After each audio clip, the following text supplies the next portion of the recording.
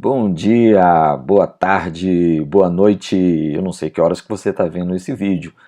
Aqui é o professor Marcelo Lasno e eu vou trabalhar com vocês a segunda aula a respeito de anatomia humana.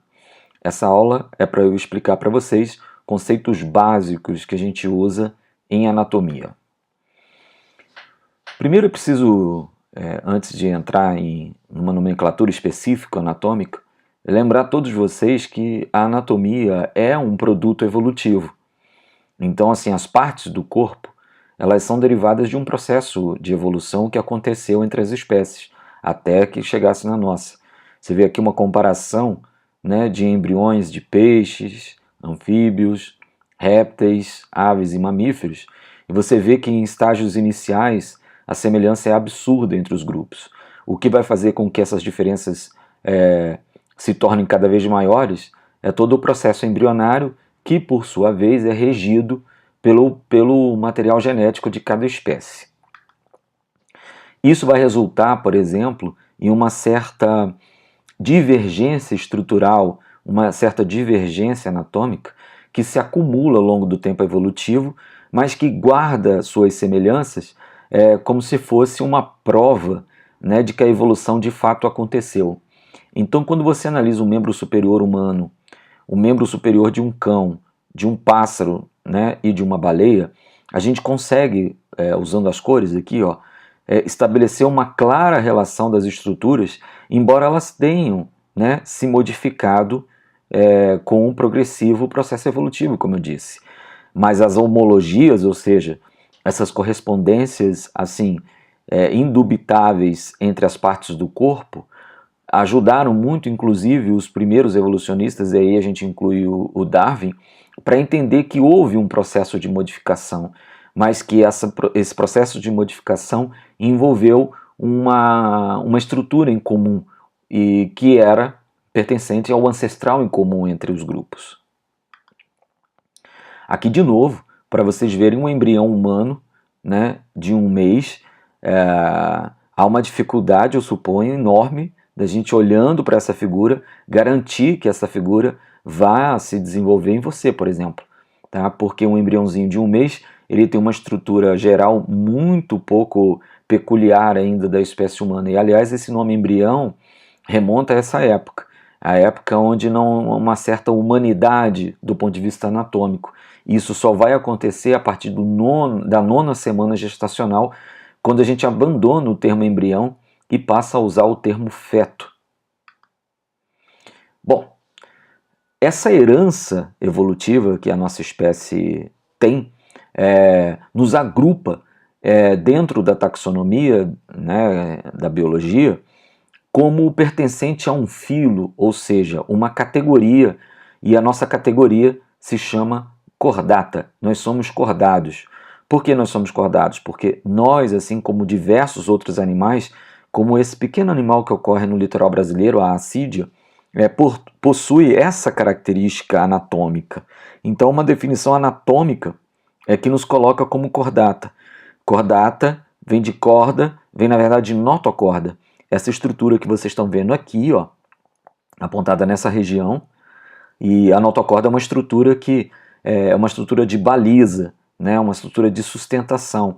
Ela tem a mesma função que a coluna vertebral, embora no caso dos vertebrados isso nos inclui, a notocorda ela é substituída pela coluna vertebral. Um erro comum, né, das pessoas é dizer que a notocorda é a coluna vertebral, só que no momento anterior. Não é verdade, tá? São estruturas independentes, mas que acumulam a mesma função. Nós somos cordados porque temos notocorda, só que no nosso caso, a notocorda é substituída pela chamada coluna vertebral. Bom, quem somos nós humanos em relação a todas as outras espécies? Então, como vocês viram, né, nós pertencemos ao filo Chordata. A nossa classe, que seria categoria imediatamente abaixo de filo, é a dos mamíferos, ou seja, organismos que possuem mamas. Aqui vocês estão vendo o detalhe, inclusive, da nossa herança, vamos dizer assim, né, pertinente a essa questão do grupo. Essa linha que se desenha aqui é a linha da chamada crista mamária, tá? em todos esses pontos, originalmente havia papilas mamárias, né, que corresponderiam a formas do leite materno passar para os bebês, né, para os filhotes. Na espécie humana, as papilas mamárias acessórias elas não são funcionais e existe apenas uma papila em cada crista que é efetivamente funcional por ocasião da amamentação. Vocês vejam bem que outras espécies, né, têm uma crista mais destacada e com várias papilas funcionais, como acontece, por exemplo, em alguns animais de criação domésticos. A nossa ordem é a ordem primata, a ordem que inclui inclusive todos os macacos. A nossa família é Hominide e o nosso gênero é Homo. Nossa espécie é Homo sapiens. A gente não tem usado mais o segundo sapiens, viu, pessoal? Por conta havia uma suspeita de que os homens de Neandertal, eles também eram Homo sapiens. Mas dados genéticos recentes têm desmontado essa tese. De modo que antes, né, o segundo sapiens garantia a nossa humanidade no sentido atual, né? Mas hoje não é mais necessário. Aqui um caso excepcional, tá vendo? Onde as papilas acessórias elas se desenvolveram de algum modo, né? E delineando então, como eu falei, a chamada crista. Você vê que tem uma papila aqui, né? E uma outra papila aqui nessa região, né? Mas provavelmente não são funcionais. Bom, o que qualifica, eu expliquei para vocês o que qualifica a gente ser cordado, que é a presença da notocorda. O que garante que sejamos mamíferos? Então, os mamíferos têm uma série de questões que são próprias nossas, né? Nosso grupo tem um cérebro com circunvoluções, ou seja, com dobras. Isso é maior ou menor em alguns grupos, né? Por exemplo, você pega ratos, por exemplo, as circunvoluções são muito modestas, mas você pega elefante e golfinho, por exemplo, tem muitos. Pelos, nós temos 3 ossos para audição, né? O martelo, a bigorna e o estribo. Nós temos os músculos da face bem desenvolvidos, o que nos ajuda, né, a uma comunicação não verbal, muito importante a comunicação, né, a questão da linguagem. A gente consegue articular a mandíbula, o que nos facilita muito a comunicação e a vocalização. A gente tem uma dentição heterodôntica, ou seja, nós temos grupos diferentes de dentes para executar funções diferentes, né, na mastigação. Temos um coração com 4 câmaras e com a aorta voltada para a esquerda. É uma característica do nosso grupo. Aqui a categoria anatômica que nos dá o nome mamífero, que ao pé da letra quer dizer aquele que tem mamas, as glândulas mamárias. Temos um diafragma muscular e temos placenta. Embora tenha alguns mamíferos que não são formadores de placenta, eles são mamíferos que põem ovos, mas de uma forma geral está aí a definição do que seria um mamífero. E então vamos tentar definir o que é ser humano, né? O ser humano, além de todas as características que nós recebemos dos outros grupos no processo evolutivo, a gente tem algumas coisas que são muito aguçadas e são muito próprias da nossa natureza. A primeira, que talvez seja a mais importante de todas, é que a gente tem uma maior relação entre tamanho de cérebro, os giros, que são as circunvoluções, e a espessura cortical, que é a camada de massa cinzenta que ocorre no cérebro. Então, a gente não tem o maior cérebro entre os animais, né? Por exemplo, o elefante tem um cérebro maior do que a gente. Tem alguns animais que têm até mais dobras do que a gente também no cérebro. Mas quando a gente coloca esses 3 parâmetros juntos, né, aí a coisa modifica, né? Que a espessura cortical foi o terceiro grande elemento que formou um algoritmo importante que resultou na explicação para a nossa inteligência. E eu vou até fazer uma justiça aqui, porque quem descobriu a importância da espessura cortical para a cognição humana e, né, para a inteligência humana foi uma brasileira, tá? Foi a Susana Herculano Ruzel. Aqui tem um dos livros dela, não é esse livro, né, que fala disso, mas é um artigo que ela publicou na Science que resolveu essa questão da nossa a anatomia da inteligência, vamos colocar assim.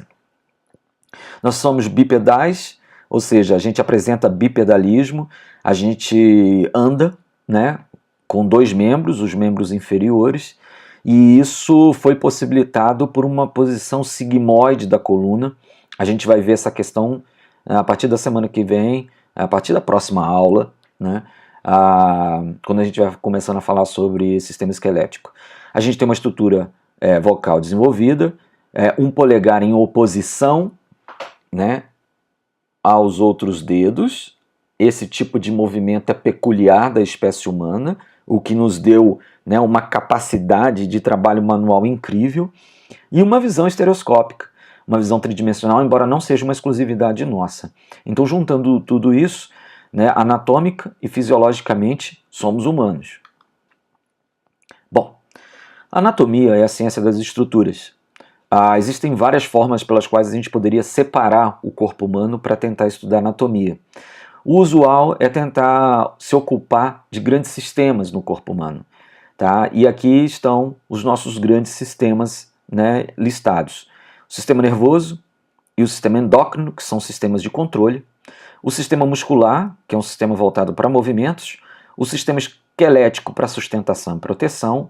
O excretor para manter a homeostase. O que vem a ser a homeostase? É um equilíbrio geral do corpo, um equilíbrio físico-químico do corpo. Então, por exemplo, para garantir um pH regular para o sangue, o rim excreta ou retém mais H+, por exemplo.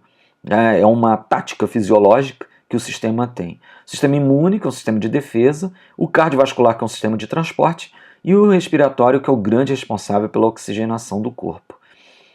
Na disciplina anatomia humana, a gente vai se concentrar em 3 desses sistemas, tá? Nós vamos começar com o sistema esquelético, depois a gente vai para o sistema muscular e a gente vai terminar o nosso curso com o sistema nervoso. Gente, agora sim, alguns conceitos básicos em anatomia para que a gente possa estudar anatomia de uma forma segura e que eu possa usar esses termos futuramente sem que vocês tenham problemas. Planos de corte. A gente vai estudar anatomia de uma maneira visual. Vamos ver as estruturas e tentar identificar essas estruturas. E nós temos 3 planos de corte quando estudamos um determinado órgão do corpo. Esses cortes se chamam sagital, frontal ou coronal e transversal. Vamos lá. O que é um corte sagital? O plano sagital é o plano que garante as 2 metades externas idênticas, a chamada bilateralidade do corpo. Dividir em lado direito e lado esquerdo. O plano sagital pode ser chamado também de plano longitudinal, mas se bem que em anatomia a gente costuma usar esse termo aqui, ó, sagital. Então o plano sagital é esse plano aqui, ó, que vai dividir o seu corpo em 2 metades. Se o corte foi feito assim, o corte foi sagital. Corte frontal ou coronal. Você está vendo que é esse plano aqui, ó, plano frontal ou coronal. Você vai fazer o corte assim. Vai ficar uma metade da frente e uma metade de trás. Ou como eu escrevi, você vai ter uma região ventral, que é essa região, né, da frente aqui, e a região dorsal, que é a região de trás. Esse corte é o chamado corte frontal. E o corte transversal é um corte que é feito nesse plano, pessoal. Tá vendo? Ó? É um plano que vai dividir parte de cima e parte de baixo. Tá? É isso que o plano vai fazer, né? O plano faz o corte em uma região anterior e uma região posterior ou caudal, que vai ficar mais próxima do pé. Sagital, frontal, coronal e transversal. Vamos ver se vocês entenderam. Então vamos lá. Estou sugerindo 3 cortes aqui no encéfalo humano. Né? Vamos tentar identificar. Esse corte que vocês estão vendo aqui, gente, que tipo de corte é esse? Olha, esse corte está gerando uma região anterior e uma região posterior ao caudal, tá vendo? Ó? Esse corte qual é, gente? Parou para pensar? É o corte transversal, tá? Esse é o corte transversal. Esse corte é aquele que eu falei que vai fazer uma região, vai separar a região ventral da região dorsal, a região da frente e a região de trás. Região da frente, gente, esse corte é o frontal ou coronal. E esse é o corte Olha lá, onde você vê a lateral do cérebro, tá vendo? Esse é o corte sagital. Tudo bem? Mais uma vez, então, última, vai. Que corte é esse, então? Você está vendo a parte direita, né? Você está vendo a parte direita do cérebro. Esse corte é um corte sagital. Tomara que vocês tenham aprendido bem a história dos planos, né? Bom, organização geral do corpo. A gente pode organizar o corpo de inúmeras formas, óbvio, mas em anatomia a gente costuma separar o corpo dessa forma como vocês estão vendo. Cabeça, pescoço, tronco, pelve, membro superior e membro inferior. A cabeça, duas partes, a face e o crânio. A face e o crânio. Pescoço, tronco. Tronco dividido, a parte de cima, anterior, tórax. A parte de baixo, posterior, caudal, é o abdômen. Pelve, a cintura, membro superior e o membro inferior. Essa organização geral do corpo. É essa que a gente vai adotar aqui no curso. Direções dos planos corporais. Então veja bem, gente, quando a gente vai dar nome às partes, a gente acaba usando alguns critérios. Os critérios são os seguintes.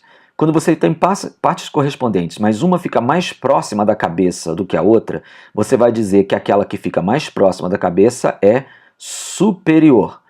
E a que fica mais longe da cabeça é inferior. Ok? Bom, outra nomenclatura. Quando essa região, né, essa direção da indicação está mais próxima da região da cabeça também, você pode usar o termo proximal para a região mais próxima da cabeça e distal para a parte mais longínqua em relação à cabeça. E a terceira direção, importante aqui também, é a medial, quando essa estrutura fica mais central no corpo, e lateral, quando ela fica menos central, ela fica mais periférica. Existe ainda uma outra nomenclatura, que é a posterior e a anterior. Anterior, aqui a gente, nessa questão de anterior e posterior, a gente usa muito o olho, né? O que fica na nossa frente é anterior, use o olho como referência. E o que fica para trás é posterior. Vou repetir, então vamos lá.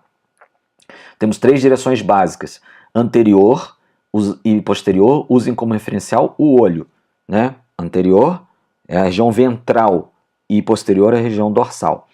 Superior, para cima, próximo da cabeça, inferior, longe da cabeça. E proximal e distal, a mesma coisa, né? Mais próximo da cabeça, mais longe da cabeça. Cavidades do corpo, gente. Penúltimo tópico de hoje, cavidades do corpo. Nós temos duas grandes cavidades corporais, uma cavidade dorsal e uma cavidade ventral. A cavidade dorsal é a cavidade onde está alojado o crânio, que contém o encéfalo, aqui ó, e a cavidade vertebral, que está alojando a medula espinhal. Então essa cavidade dorsal é a cavidade posterior, é a cavidade que assume as localizações de encéfalo e medula espinhal. E a cavidade ventral, cavidade anterior, é a cavidade que aqui, ó, corresponde à região da cavidade torácica e da cavidade abdominal. Então essa região é a cavidade ventral ou cavidade anterior. É essa região que embrionariamente deriva do que a gente chama de celoma, essa cavidade da região ventral. E para terminar, além de tudo, nós temos nessas regiões, né, especialmente na cavidade ventral, a cavidade do tronco, né, propriamente dito, membranas. Membranas que fazem revestimentos importantes sobre toda a região. Nós temos membranas cobrindo os pulmões, as chamadas pleuras. Nós temos uma membrana, na verdade, cobrindo o coração, o chamado pericárdio, e uma membrana cobrindo as vísceras abdominais e da região pélvica também, que é o peritônio. Essas três membranas são membranas ditas internas, são membranas importantes, são chamadas membranas serosas, que contribuem para o revestimento e para a proteção de pulmões, coração, abdômen e pelve.